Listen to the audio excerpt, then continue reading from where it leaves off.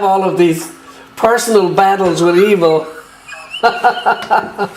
you know, it's got has to have some influence on you. And I started thinking about where we were at with the songwriting. You know, follow your heart, follow your dreams, follow the night. And I think I just started to work on a bunch of different Stephen King, all of the horror movies. And then I think I was actually reflecting on what it is that I want from life, what it is that, what I was even doing there, and why I wanted to do that, and why wouldn't I want to be back with my family, and what was the life of rock and roll all about, and why and why and why and why. And I think Follow the Night just spurned itself out of that, and for no apparent reason other than just a collection of crazy horror thoughts. I was just kind of curious, you know, with today's music and everything. Yeah. Being a band from you know when you were in the '80s and such. I grew up in a time. UFO was my favorite band. I grew up in a time when it was album tour, album tour, album tour. Obviously, that's not going to happen anymore because of the way the music business is. Right. Do you think it's even worth it for bands from the '80s to even put out new music anymore, or just release a song here and there? Or, I mean, obviously they've got a tour to make money now. That's an excellent question. That's an excellent question. I don't think there's a real platform for buying that genre of music. I do believe that there are more than enough fans of each individual artist / band that will want to hear new music, and I think that they will buy it. I think their best chance, I think they like it better to be able to go online and to hear samples of what a band is doing. I don't think people in general have much interest, I know I don't, in you almost can't find a record store anymore. So most of your buying is done online. Bands of our genre have had to team up with packages because the tours wouldn't sell like they used to. So you have to put a bunch of bands together to help the promoter, help the ticket sales.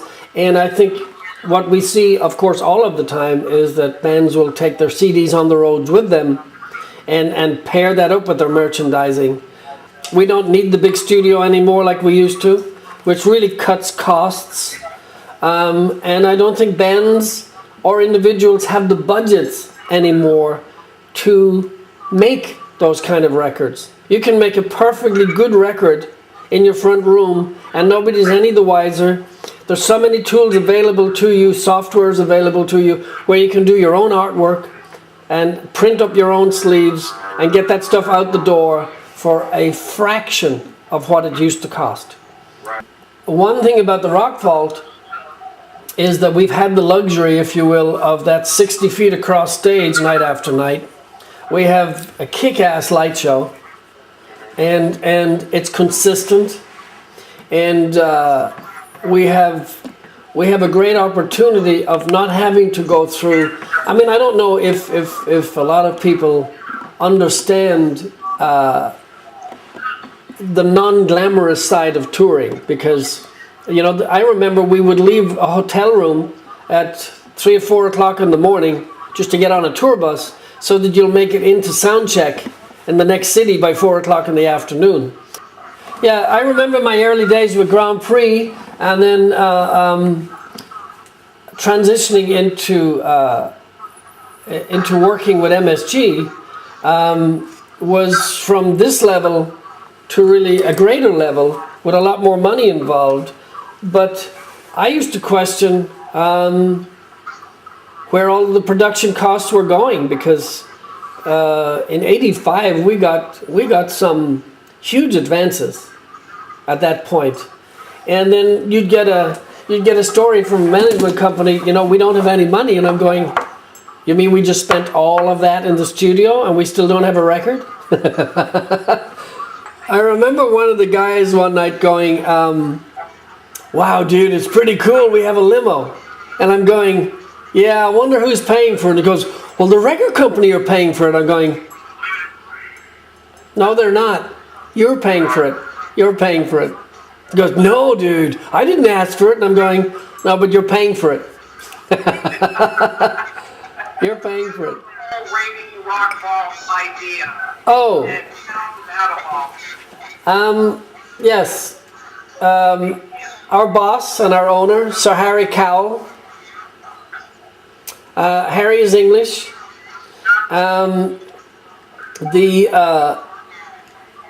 The original idea, actually, I believe, came from a gentleman by the name of Simon Napier Bell.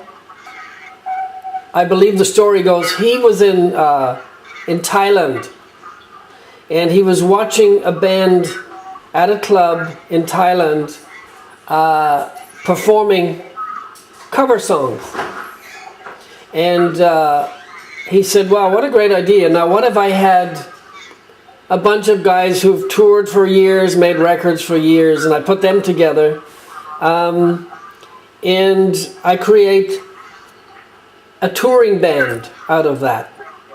And then it came to Sir Harry with the idea, and I think they approached various people, and one of those people was John Payne, former bass player from Asia. And I think John said that, well, it's a great idea, absolutely, but I'm not sure it would fly just in that format. Get a bunch of guys to play cover songs, because it would need a little bit more than that. So I think in conjunction with him collaborating with David Kirschenbaum, who produced Bryan Adams and Duran Duran, and they started working on a script together.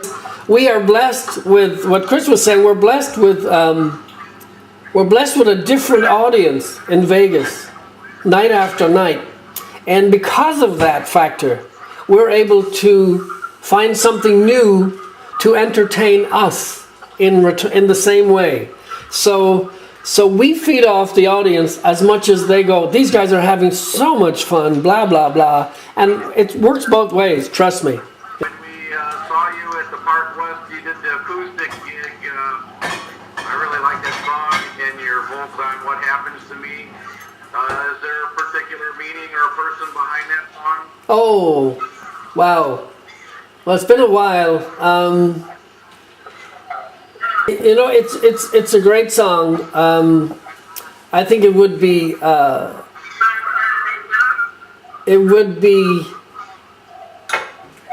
too conceited of me to think that, you know, I would never have been affected by anything in my life. And fortunately, we move on and we find somebody that really means the true meaning to us. But you know what I always tried to do in that type of songwriting was to not really make it about me, but generalize a little bit and then come back to me. I would start off with me, then I would generalize a little bit, and then I go, you know, I bet this happened to you too. You know? And then I came back on that particular song and I goes, but what happens to me? Do you think rock and roll You know? is going to come back, you know, in a major music force as it has before? I don't think rock and roll has gone away. Let me start answering you that way. I don't think it's gone away. There's a reason why a good song stays for so long. I grew up listening to Motown music. I loved Motown for a particular reason. I loved the melody, and I loved the soul aspect of it. And is Motown still strong today? Of course it is. But those songs came from a different heart than the songwriting of today comes from.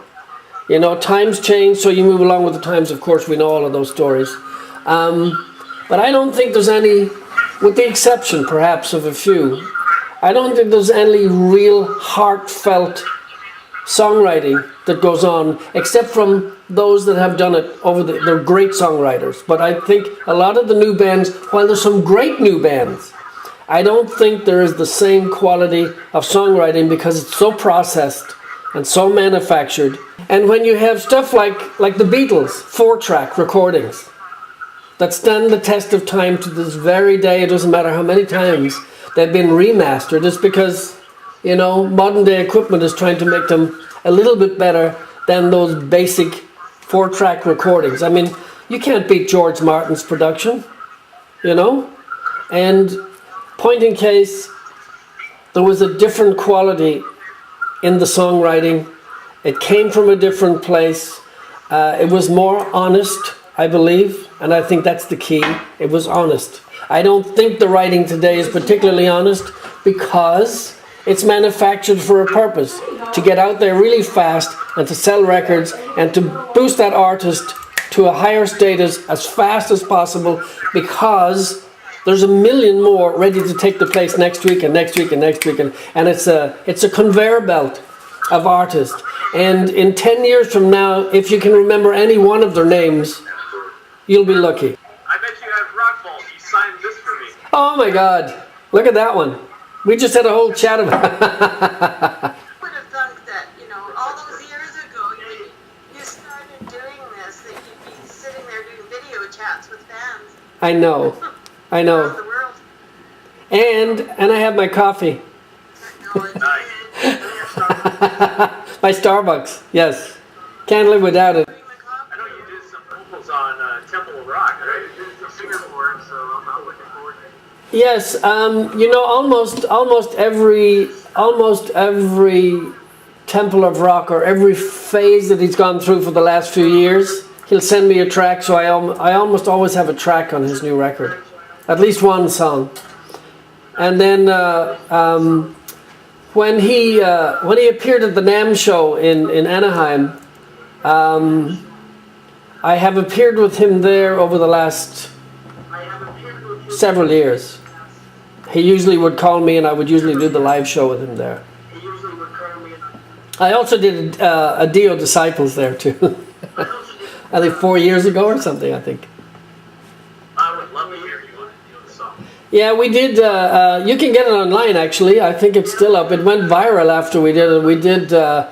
I went up there with Simon Wright, Rudy Sarzo, Scott Warren, all Dio guys, and Robert Sarzo, Rudy's brother. And they're both now in Jeff Tate's Queensryche. And I think we did Rainbow in the Dark, Heaven and Hell, and Mob Rules, I think.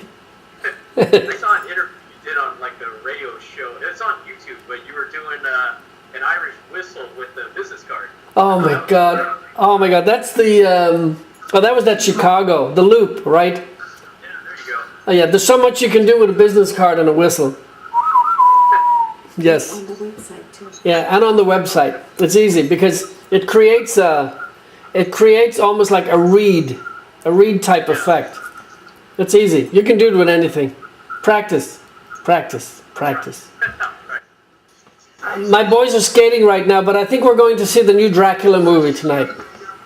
There's a new Dracula? Yes, it's called The Untold. I'm a big vampire fan. You guys into vampire movies? Some. Oh, you need to get in. You need to get into Underworld, the trilogy. I've seen the first one. Oh, you need to watch the other two. I've seen the first one. Yeah. It's awesome. Check them out. Yeah, you do. So Untold is on tonight. It's really good. I saw the trailer, so.